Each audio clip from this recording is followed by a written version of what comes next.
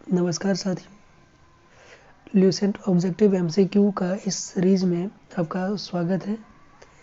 इस सीरीज़ का ये चौथा वीडियो है और आप सब इसे लाइक, शेयर एंड सब्सक्राइब ज़रूर कीजिए।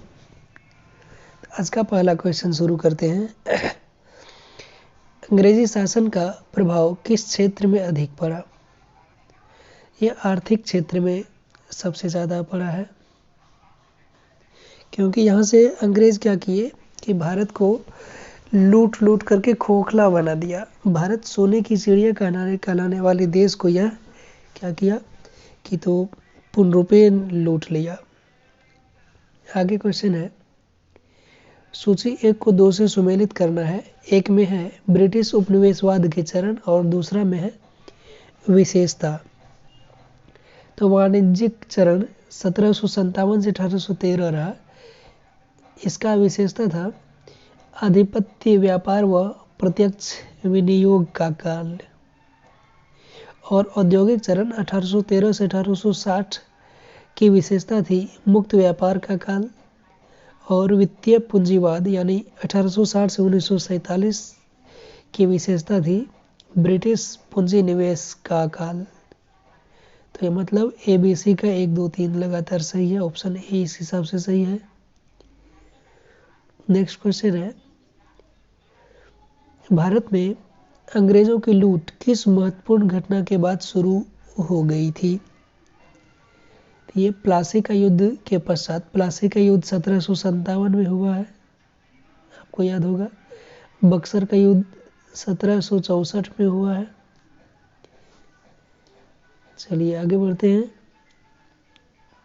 ब्रिटिश काल में भारत के निम्नलिखित में से किस भू राजस्व व्यवस्था को नहीं अपनाया गया था? इसमें से देखिए अपनाया कौन कौन गया था। तो अस्थाई बंदोबस्त अपनाया गया था, रैयतवाड़ी भी अपनाया गया था, महलवाड़ी भी अपनाया गया था। तो महलवाड़ी के जनक है हॉल्ट मैकेंजी। और 10 साल व्यवस्था को नहीं अपनाया गया था। तो इसमें पूछ रहा है नहीं अपनाया गया था, तो नहीं कौन अपनाया गया था?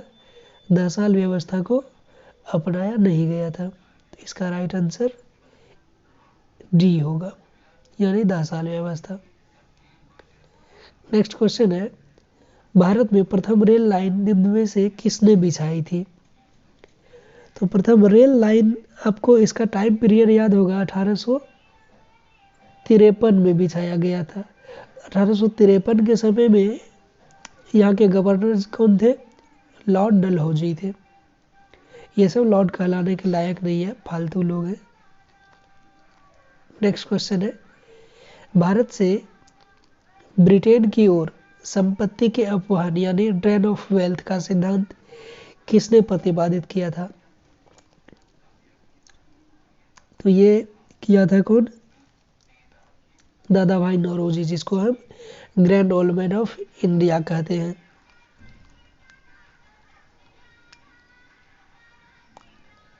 नेक्स्ट क्वेश्चन है,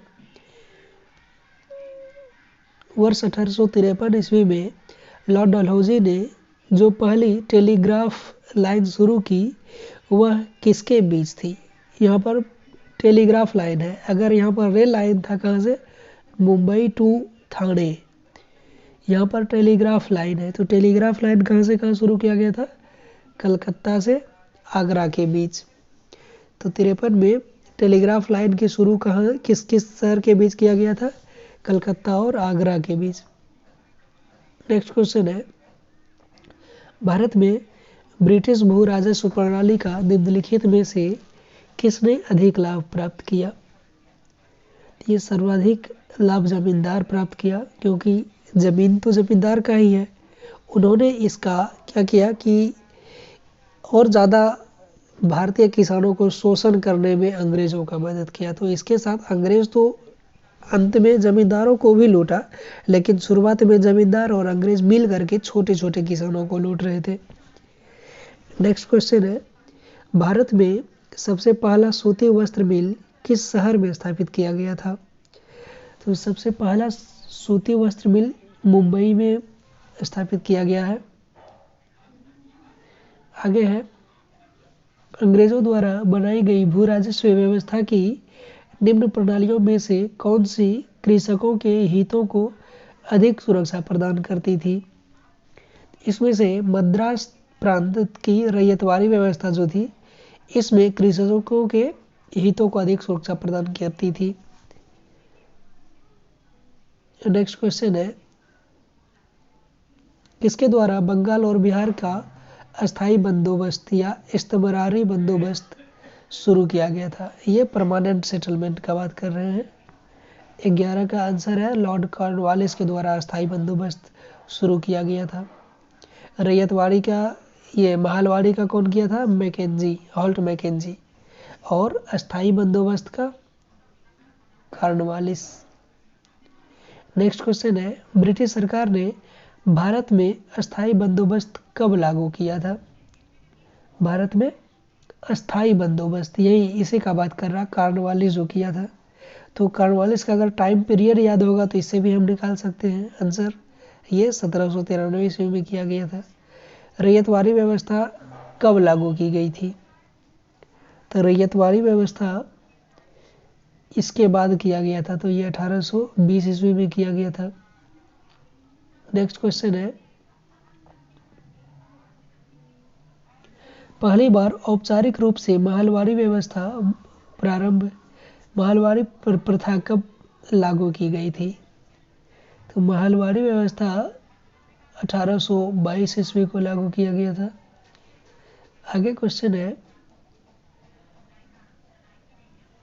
अस्थायी बंदोबस्त जिन क्षेत्रों में लागू किए गए उनमें शामिल है, मतलब इसमें से कौन कौन सा क्षेत्र शामिल है जिसमें जहां पर कि अस्थायी बंदोबस्त लागू किया गया था? तो अस्थायी बंदोबस्त किसके द्वारा शुरू किया गया था? कॉर्नवालिस के द्वारा। ये देखिए, बंगाल में किया था, बिहार में भी किया था, उड़ीसा में किया था, मद्रास के उत्तरी जिले में और बनारस में, इन सभी जगह पर किया था। आगे क्वेश्चन है, अंग्रेजी शासन काल में भारत का कौन सा क्षेत्र अफीम उत्पादन के लिए प्रसिद्ध था? तो अफीम उत्पादन के लिए बिहार प्रसिद्ध था। बिहार में स्पेशली मुंगेर का अभी भी थोड़ा सा नक्सली एरिया ही है, तो वो शुरुआत के दौर से ही वहाँ पर रहा है।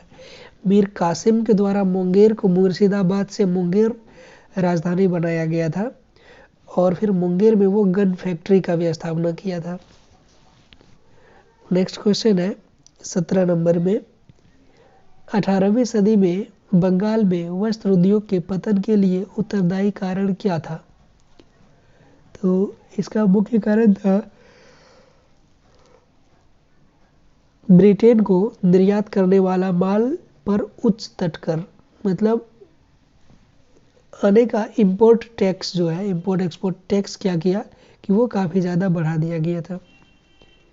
नेक्स्ट क्वेश्चन है, नील कृषकों की दुर्दशा पर लिखी गई पुस्तक नील दर्पण के लेखक कौन है?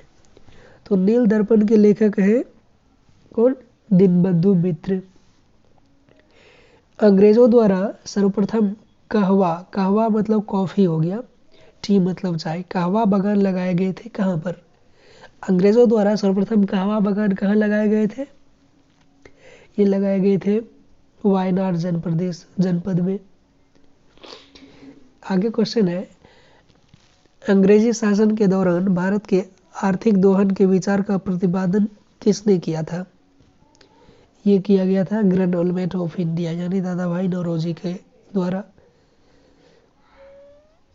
नेक्स्ट क्वेश्चन है, भारत में अंग्रेजों के समय में प्रथम जनगणना किसके काल में हुई थी? ये लॉर्ड मेयो के काल में हुई थी। कब? 1872 ईस्वी में। और ये नियमित जनगणना शुरू किया गया कब से? 1881 से नियमित जनगणना शुरुआत किया गया, जो कि अभी भी 10-10 वर्ष के अंतराल में होता है। आगे क्वेश्चन है, सर थॉमस मुनरो भू राजस्व बंदोबस्त से संबंधित है। सर थॉमस मुनरो किस भू राजस्व से संबंधित है? ये रैयतवाड़ी बंदोबस्त से संबंधित है।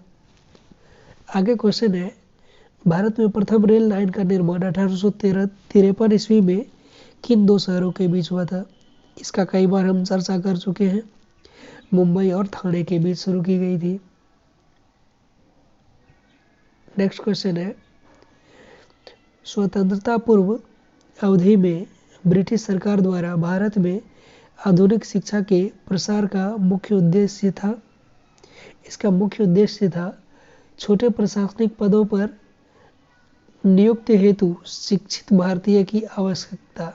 मतलब छोटे छोटे जो भी कर्मचारी होते थे, अगर उस जगह पर अंग्रेज मतलब ब्रिटेन से अगर कर्मचारी ला करके बैठाते तो उसे ज़्यादा वेतन देना पड़ता।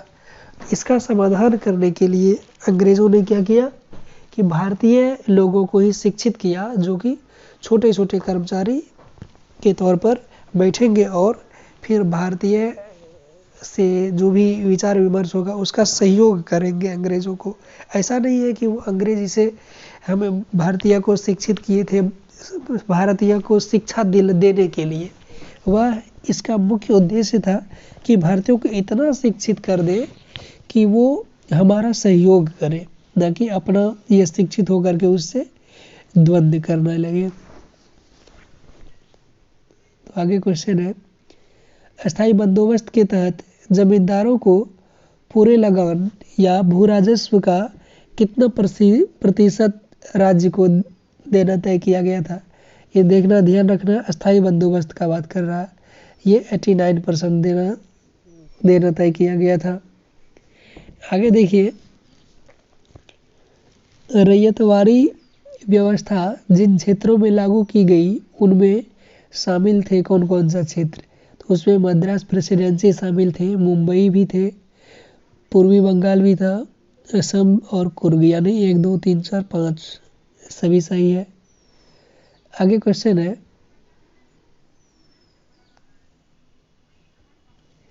उत्तरी भारत में भूमिकर व्यवस्था का प्रवर्तक किसे कहा जाता है? उत्तरी भारत में यानी नॉर्थ इंडिया में यहाँ पर के भूमिकर व्यवस्था का प्रवर्तक कहा जाता है मार्टिन बर्ड को। ऑप्शन ए इसका सही है। नेक्स्ट क्वेश्चन देखिए, समस्त अंग्रेजी भारत की सर्वाधिक भूमि पर यानी 51% भूमि पर अपनाई गई भू राजस्व व्यवस्था कौन सा था? ये 58% पर भारत का मतलब पूरा ये मान के चलिए अंग्रेज भारत मतलब अंग्रेजों का आधिपत्य था। इसका 51% पर जो है कौन सा भू राजस्व व्यवस्था स्थापित किया गया था? ये क्वेश्चन ये कह रहा है। ये रैयतवाड़ी व्यवस्था को अपनाया गया था उस पर। तो नेक्स्ट क्वेश्चन है 29 में, भारत में उपनिवेशी काल में व्हीटली आयोग 1929 ईस्वी का उद्देश्य था। इसका क्या उद्देश्य था? इसका उद्देश्य था श्रमिकों की मौजूदा परिस्थितियों पर प्रतिवेदन पर सिफारिशें प्रस्तुत करना। यानी ऑप्शन बी इसका सही है। नेक्स्ट क्वेश्चन है, भारत में भारतीयों द्वारा 1881 ईस्वी में स्थापित हुआ तथा उनके प्रबंध में चलने वाला सीमित देयता का प्रथम बैंक था। कौन सा बैंक था ये? अवध कॉमर्शियल बैंक, यानी बी सही है। 31 का देखिए, अंग्रेजों द्वारा रैयतवाड़ी बंदोबस्त लागू किया गया था। रैयतवाड़ी बंदोबस्त कहाँ लागू किया गया था? ये मद्रास प्रेसिडेंसी एवं बम्बई प्रेसिडेंसी में लागू किया गया था। नेक्स्ट क्वेश्चन है, भारत में उपनिवेशी शासन के संदर्भ में 1883 ईस्वी में पारित इल्बर्ट बिल का उद्देश्य था। इल्बर्ट बिल का क्या उद्देश्य था? इसका उद्देश्य था जहाँ तक अदालतों की दंडिक अधिकारिता का संबंध था, भारतीय तथा यूरोपीय लोगों को बराबरी पर रोकना। ये सब सिर्फ कहने के लिए है, ग्राउंड लेवल पर ऐसा कुछ होता नहीं था। अंग्रेज सिर्फ और सिर्फ इंडियन को लूटने में लगे हुए थे। तो नेक्स्ट क्वेश्चन देखिए, सूची को 2 से सुमेलित करना है। इसमें देखिए एक ऑप्शन ए में है इसका,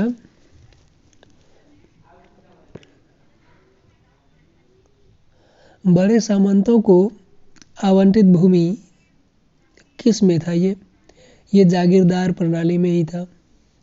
और मालगुजारी के इजारेदारों अथवा तहसीलदारों को आवंटित भूमि था ये था जमींदारी प्रणाली में। तो यानी बी का हो जाएगा 4। और नेक्स्ट है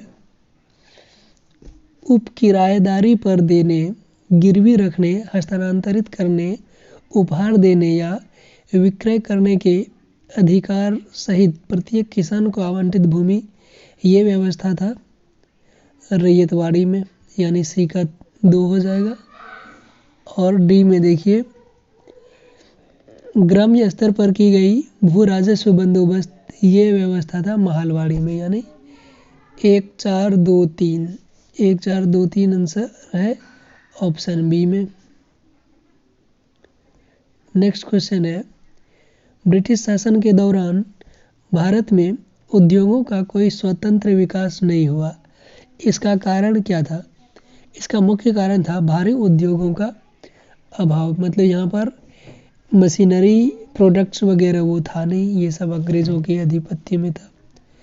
यद्यपि 35 का क्वेश्चन देखिए, यद्यपि भारत के व्यापार पर 1833 के चार्टर एक्ट द्वारा कंपनी के एकाधिकार को समाप्त कर दिया गया, परंतु फिर भी किस वस्तु का व्यापार केवल कंपनी के लिए ही सुरक्षित रखा गया था?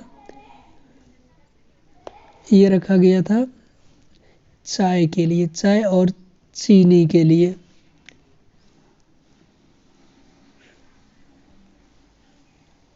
चाय के लिए रखा गया था, ऑप्शन सी इसका सही होगा। नेक्स्ट क्वेश्चन है ब्रिटिश ईस्ट इंडिया कंपनी का व्यापारिक अधिकार अंतिम रूप से किस एक्ट के तहत समाप्त कर दिया गया था? ये 1857 का क्रांति के बाद 1858 का विक्टोरिया घोषणा के तहत समाप्त कर दिया था। मतलब ऑप्शन सी इसका सही है। नेक्स्ट क्वेश्चन देखिए, अस्थाई बंदोबस्त 1793 के अंतर्गत जमींदारों से अपेक्षा की गई थी कि वे खेतिहरों को पट्टा जारी करेंगे। अनेक जमींदारों ने पट्टा जारी नहीं किए, इसका कारण क्या था? इसका कारण था जमींदारों के ऊपर कोई सरकारी नियंत्रण नहीं था। बी इसका राइट आंसर होगा। नेक्स्ट क्वेश्चन है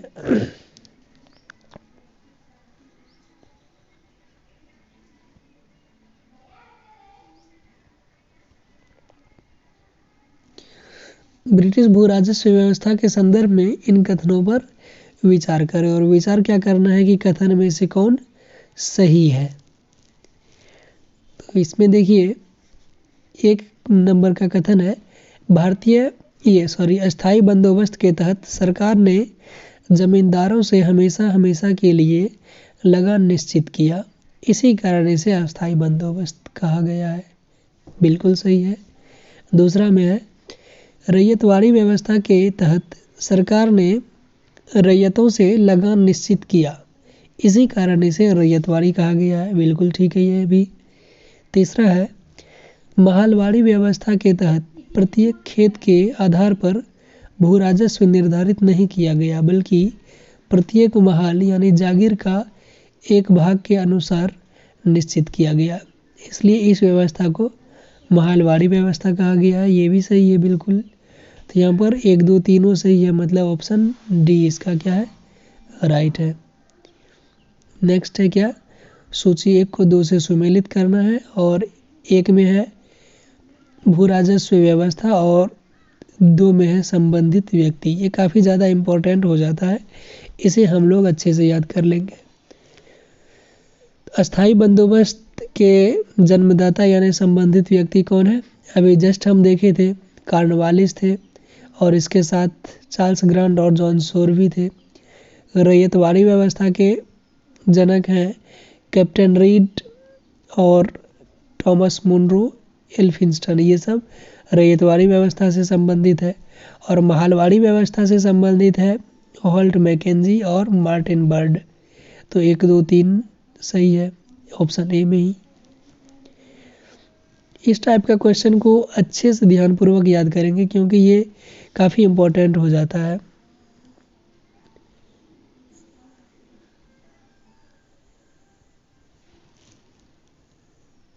चलिए नेक्स्ट क्वेश्चन देखते हैं। महलवाड़ी व्यवस्था जिन क्षेत्रों में लागू की गई थी उनमें शामिल है।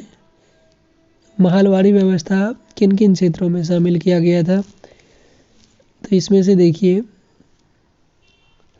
ये गंगा घाटी में किया था, दोआब के उत्तर पश्चिम प्रांतों में किया ही था, मध्य भारत के कुछ भाग में भी किया था, और मराठों के अधिकृत प्रदेश में भी किया था, और पंजाब में भी किया था। तो मतलब ऑप्शन डी इसका सही है।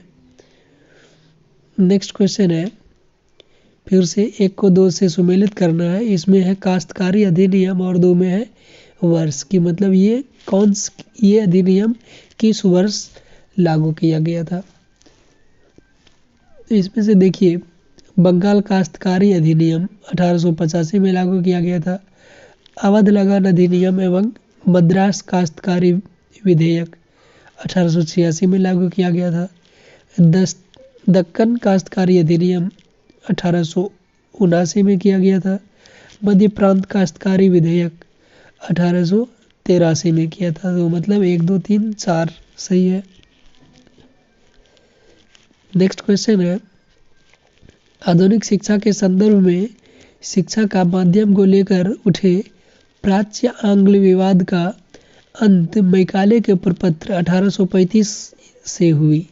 इसके अनुसार किस भाषा को भारत में शिक्षा का माध्यम स्वीकार किया गया था? ये अंग्रेजी भाषा को किया गया था।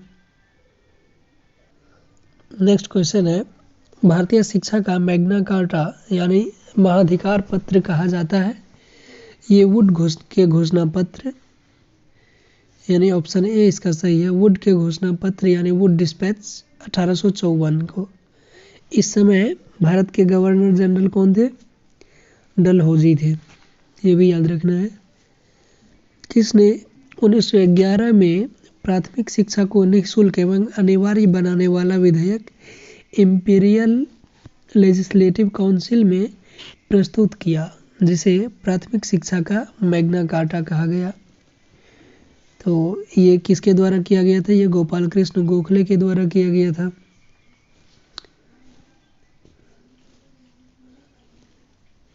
नेक्स्ट क्वेश्चन है, शिक्षा से संबंधित आयोग या समिति की पहचान करें। इसमें शिक्षा से संबंधित कौन कौन से समिति हैं? तो देखिए, हर्टोग समिति है ही, और लिंडसे आयोग 1929 में आया, ये भी है। सप्रू समिति भी 1934 में आया, ये भी शिक्षा से ही संबंधित है। और सार्जेंट योजना 1944 में आया था, ये भी है। तो मतलब ऑप्शन डी इसका सही है। आगे देखिए 46 का क्वेश्चन, किस सिद्धांत का यह अर्थ था कि शिक्षा समाज के उच्च वर्ग को दी जाए और इस वर्ग से छन छन करके शिक्षा का प्रभाव जनसाधारण तक पहुँचे? तो मतलब ये कि जैसे कि आप एक मतलब 4-5 लेयर का कुछ कपड़ा ले ले, ऊपर में आप क्या करें, कोई पानी डाले, सबसे पहले ऊपर में जाएगा, उसके बाद उससे छन करके नीचे, फिर नीचे, फिर नीचे, और सबसे अंत में आएगा सबसे नीचे।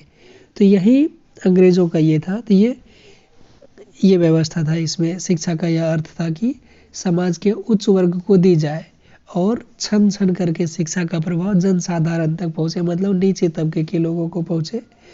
ये था अधोमुखी निस्यंदन का सिद्धांत के तहत, यानी ऑप्शन ए इसका सही हो जाएगा। नेक्स्ट क्वेश्चन है, भारत में आधुनिक शिक्षा का जन्मदाता किसे कहा जाता है? तो भारत में आधुनिक शिक्षा का जन्मदाता चार्ल्स ग्रांट को कहा जाता है, यानी ऑप्शन ए सही होगा। नेक्स्ट क्वेश्चन है, हिंदू कॉलेज कलकत्ता 1817 जो कि पाश्चात्य पद्धति पर उच्च शिक्षा देने का प्रथम कॉलेज था, जिसका धार्मिक शिक्षा से कोई संबंध नहीं था कि स्थापना किसके द्वारा किया गया। मतलब कहने का ये है कि हिंदू कॉलेज कलकत्ता की स्थापना किसके द्वारा किया गया था 1857 में। अगर आपको इतना भी याद है तो काफ़ी है। ये डेविड हेयर के द्वारा किया गया था। नेक्स्ट क्वेश्चन है, भारतीय दस्तकारी उद्योग के पतन के कारण क्या थे। भारतीय दस्तकारी मतलब जो कि हाथों से बनाया जाने वाला प्रोडक्ट था, इसका मुख्य कारण था अंग्रेजों द्वारा भारतीय बुनकरों के तैयार माल को कम से कम मूल्य पर लेना। मतलब इंडियन काफ़ी ज़्यादा मेहनत करके तो हाथ से बनाते थे प्रोडक्ट, और वो क्या करते थे, अंग्रेज उसको कम रेट में खरीद लेते थे। और कम रेट में खरीदने का रीज़न ये था कि इस समय ब्रिटेन से मशीनों के द्वारा तैयार माल भी भारत में आना शुरू हो गया था। तो जाहिर सी बात है कि जो सामान मशीन से तैयार होगा उसमें कॉस्टिंग कम आएगा, और वही चीज़ को हाथ से बनाएगा तो कॉस्टिंग ज़्यादा आएगा। तो मतलब इसमें हुआ क्या कि भारतीय दस्तकारी उद्योग जो है इसके कारण पतन की ओर चले गया, क्योंकि सभी लोगों को तो चाहिए सस्ते दाम पर प्रोडक्ट, तो इस कारण से क्या हुआ, खत्म होते चले गया। तो इसका राइट आंसर क्या होगा, ऑप्शन ए। नेक्स्ट क्वेश्चन है 50 नंबर का, भारत में औद्योगिकरण या प्राक औद्योगिकरण की अवधि क्या थी। इसका है 1800 से 1850 के बीच। नेक्स्ट क्वेश्चन है, भारत में आधुनिक उद्योगों की स्थापना कब आरंभ हुई। तो आधुनिक उद्योगों की स्थापना 1850 ईस्वी में आरंभ हो गई थी। नेक्स्ट क्वेश्चन है, भारतीय बुनकरों की दयनीय हालत पर किस गवर्नर जनरल ने टिप्पणी की, इनका दुख दर्द समूचे इतिहास में अतुलनीय है। कपड़ा बुनकर की हड्डियों से भारत की धरती सफ़ेद हो गई। ये किसके द्वारा कहा गया था, ये विलियम बेंटिक के द्वारा किया गया था। विलियम बेंटिक क्या है, भारत के प्रथम गवर्नर जनरल। कब बने थे ये, 1833 ईस्वी में। ठीक है, चलिए आगे बढ़ते हैं। नेक्स्ट क्वेश्चन है, बैप्टिस्ट मिशनरियों की त्रिमूर्ति जेसुआ मार्शमैन, विलियम कैरी एवं विलियम वार्ड ने श्रीरामपुर को अपना कार्यक्षेत्र चुना। किस कारण उन्हें श्रीरामपुर त्रयी के नाम से भी जाना गया। यह श्रीरामपुर स्थित है, मतलब अभी श्रीरामपुर वर्तमान में कहाँ स्थित है, ये बंगाल में स्थित है। नेक्स्ट क्वेश्चन है, भारत में रेलवे के निर्माण के कारण थे। इसका देखिए कारण क्या क्या था भारत में रेलवे निर्माण का, जो कि 1853 में स्थापित किया गया था। मुंबई से थाने के बीच प्रथम रेल चला था। ब्रिटिश उद्योगों में उत्पादित वस्तुओं की तेजी से खपत एवं ब्रिटिश उद्योगों के लिए भारत के विभिन्न भागों से कच्चे माल की आपूर्ति। सही है। विस्तृत भारतीय साम्राज्य को एक राजनीतिक प्रशासनिक सूत्र में आबद्ध करना, ये भी सही बात है।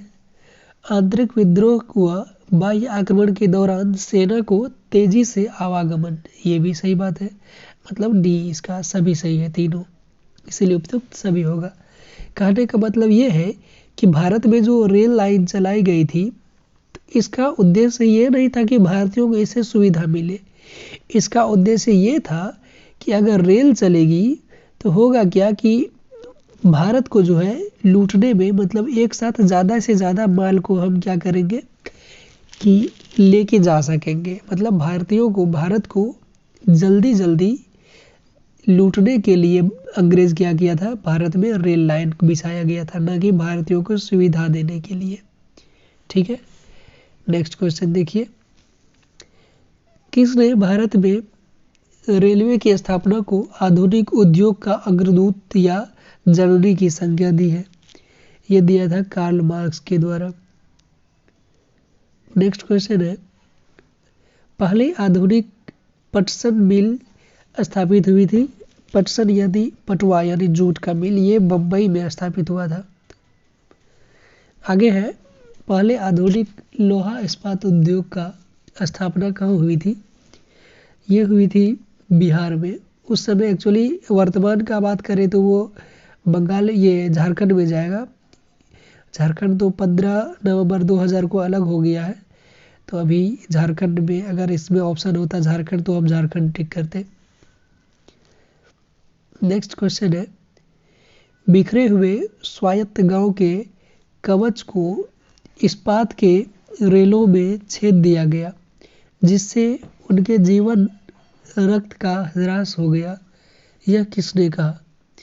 इस क्वेश्चन को एक बार फिर से समझिए।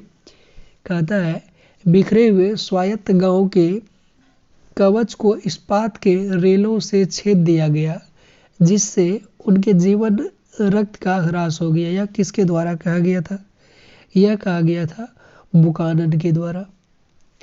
आगे क्वेश्चन है, भारतीय राजाओं द्वारा कर लेना सूर्य द्वारा भूमि से पानी लेने के समान था, जो कि पुनः वर्षा के रूप में भूमि पर उर्वरता देने के लिए वापस आता था।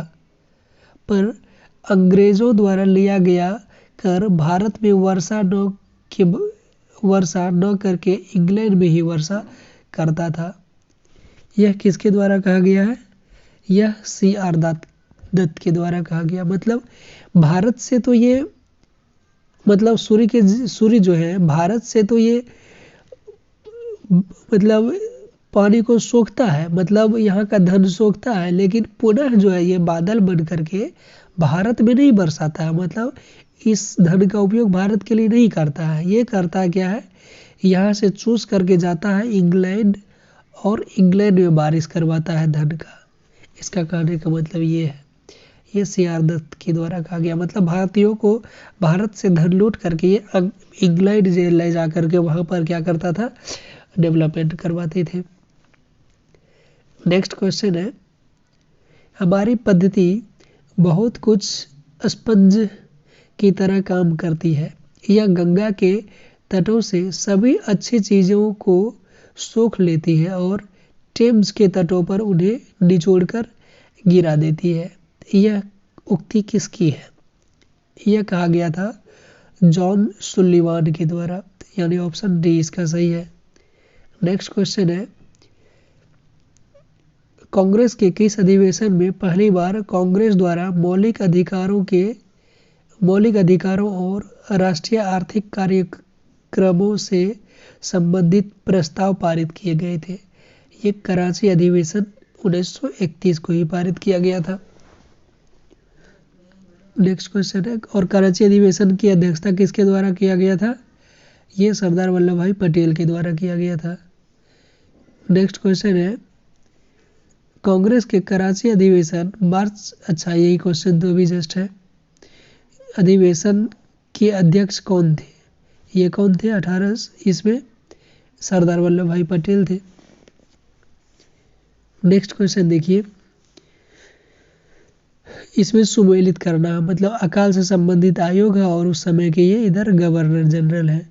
तो स्ट्रेची आयोग 1880 में आया था। तो उस समय गवर्नर जनरल कौन थे?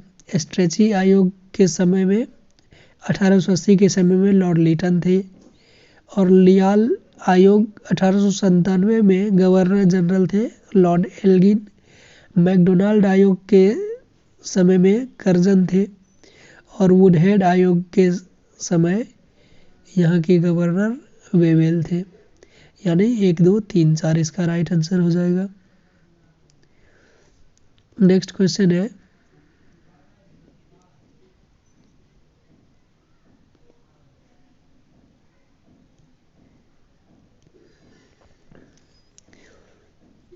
बीसवीं सदी के पूर्वार्ध में देश का भीषणतम अकाल 1942-43 ईस्वी में कहाँ पड़ा था?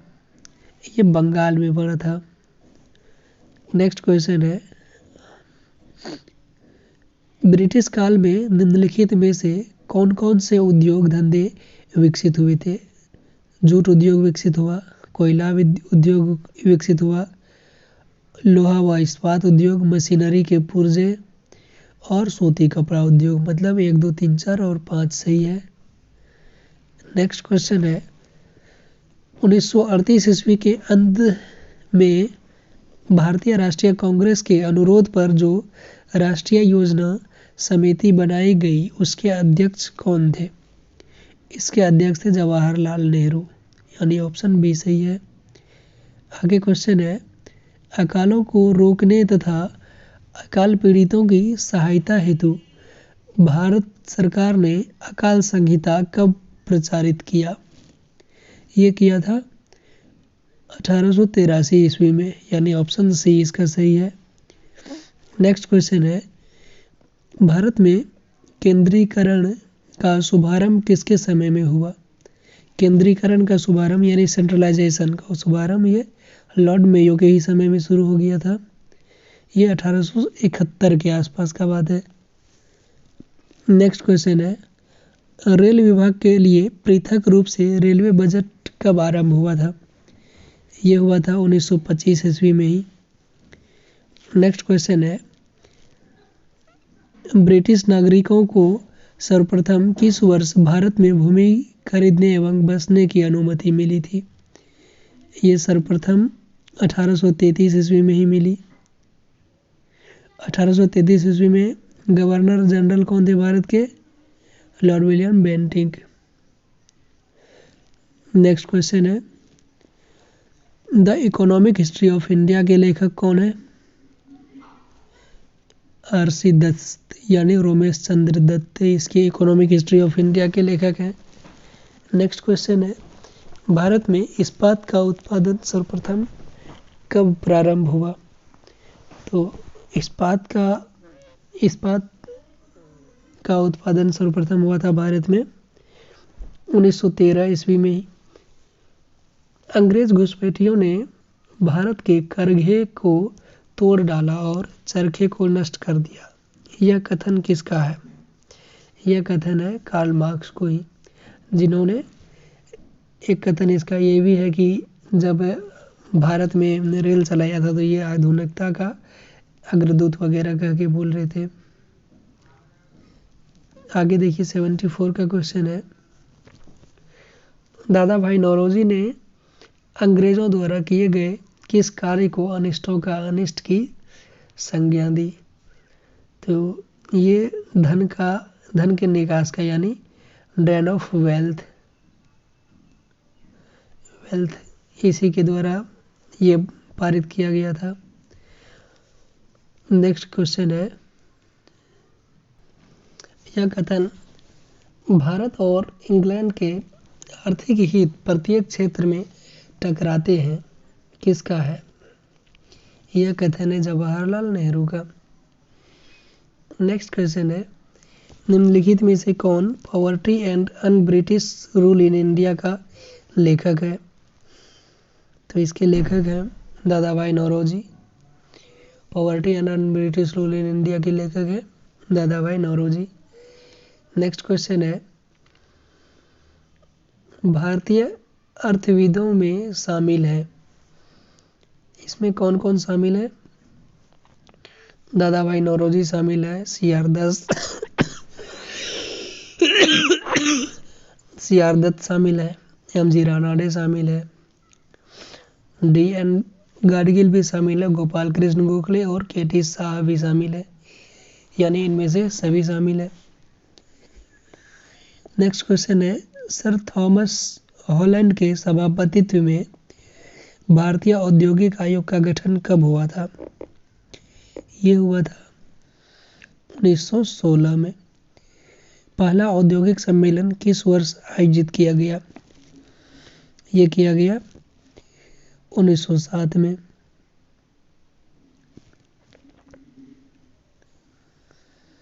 नेक्स्ट क्वेश्चन है 1925 में सरकार द्वारा गठित भारतीय आर्थिक जांच समिति के अध्यक्ष कौन थे? ये थे एम विश्वेश्वरैया, यानी ऑप्शन डी इसका सही है।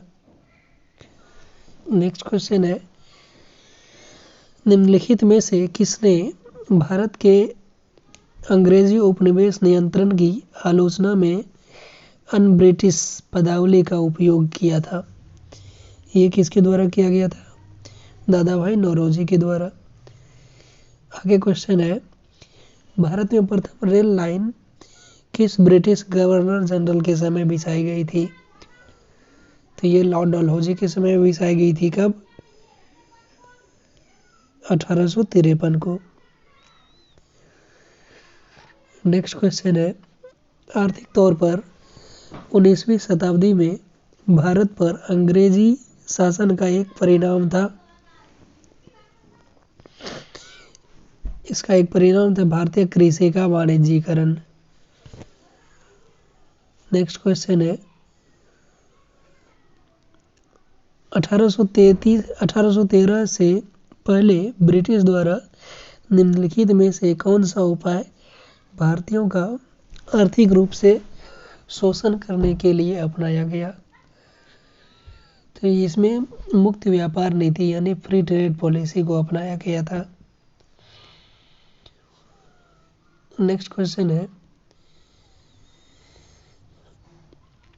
दादा भाई नौरोजी द्वारा उनकी कृति poverty and un British rule in India में प्रस्तुत किए गए अपवहन सिद्धांत यानी ड्रेन थ्योरी शब्द को निम्नलिखित कथनों में से कौन सा एक समुचित रूप से परिभाषित करता है? ये करता है कि भारत की राष्ट्रीय संपत्ति का कुल वार्षिक उत्पाद का एक हिस्सा ब्रिटेन को निर्यात किया जाता रहा था, जिसके लिए भारत को कोई महत्वपूर्ण प्रतिफल नहीं मिलता था। इसका ए ही सही है। नेक्स्ट क्वेश्चन देखिए, भारत में उपनिवेशी शासनकाल में होम चार्जेज भारत से संबंधित दोहन का महत्वपूर्ण अंग था। निम्नलिखित में से कौन सी निधि या निधियां होम चार्जेज की संघटक थीं? तो इसका देखिए, एक में है लंदन में इंडिया ऑफिस के भरण पोषण के लिए प्रयोग में लाई जाने वाली निधि। सही बात है। भारत में कार्यरत अंग्रेज कर्मचारियों के वेतन तथा पेंशन देने हेतु प्रयोग में लाई जाने वाली निधि, ये भी सही है। भारत के बाहर हुए युद्धों को लड़ने में अंग्रेजों द्वारा प्रयोग में लाई जाने वाली निधि, ये भी सही है। मतलब ऑप्शन डी इसका राइट है। नेक्स्ट क्वेश्चन है, किस कंपनी ने सर्वप्रथम भारत में रेल सेवा प्रारंभ की?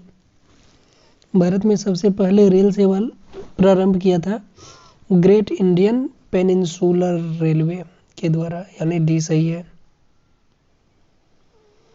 नेक्स्ट क्वेश्चन है, रैयतवाड़ी बंदोबस्त के संदर्भ में निम्नलिखित कथनों पर विचार कीजिए और विचार क्या करना है, इनमें से कौन सही है? इसका कथन एक देखिए, किसानों द्वारा लगान सीधे सरकार को दिया जाता था। रैयतवाड़ी बंदोबस्त में सीधे दिया जाता था सरकार को, सही बात है। सरकार रैयत को पट्टे देती थी, हाँ देती थी। कर लगाने के पूर्व भूमि का सर्वेक्षण और मूल्य निर्धारण किया जाता था, ये भी सही है। मतलब 1, 2, 3 ऑप्शन सी सही है। आगे है, निम्नलिखित कथनों पर विचार कीजिए और विचार क्या करना है कि इसमें से कौन सही है। और क्वेश्चन क्या है, दादा भाई नौरोजी की भारतीय राष्ट्रीय आंदोलन को सर्वाधिक प्रभावी देन थी कि उन्होंने इस बात को अभिव्यक्त किया कि ब्रिटेन भारत का आर्थिक शोषण कर रही है। बिल्कुल किए थे वो। उन्होंने प्राचीन भारतीय ग्रंथों की व्याख्या की और भारतीयों में आत्मविश्वास जगाया। बिल्कुल सही बात है। नहीं, ये नहीं है, ये इसके द्वारा दयानंद सरस्वती के द्वारा ये किया गया था। स्टेटमेंट 2 में जो लिखा है। नेक्स्ट है, उन्होंने सामाजिक बुराइयों के निराकरण की आवश्यकता पर सर्वोपरि जोर दिया नहीं, ये भी इसके द्वारा नहीं किया गया था। वो इसका स्टेटमेंट 1 जो है इस पर ये जोर दिया था, तो मतलब इसका केवल 1 सही है, मतलब ए। नेक्स्ट और आज का लास्ट क्वेश्चन है, ब्रिटिश ईस्ट इंडिया कंपनी ने चाय के व्यापारिक एकाधिकार को खो दिया। ये कब खो दिया था? 1833 के चार्टर एक्ट के द्वारा। तो आज का सेशन यहाँ समाप्त किया जा रहा है। उम्मीद है आप सब इसको अच्छे से एंजॉय कर रहे होंगे और अपना इस फैमिली को थोड़ा बड़ा कीजिए, लाइक शेयर एंड सब्सक्राइब कीजिए। Thank you.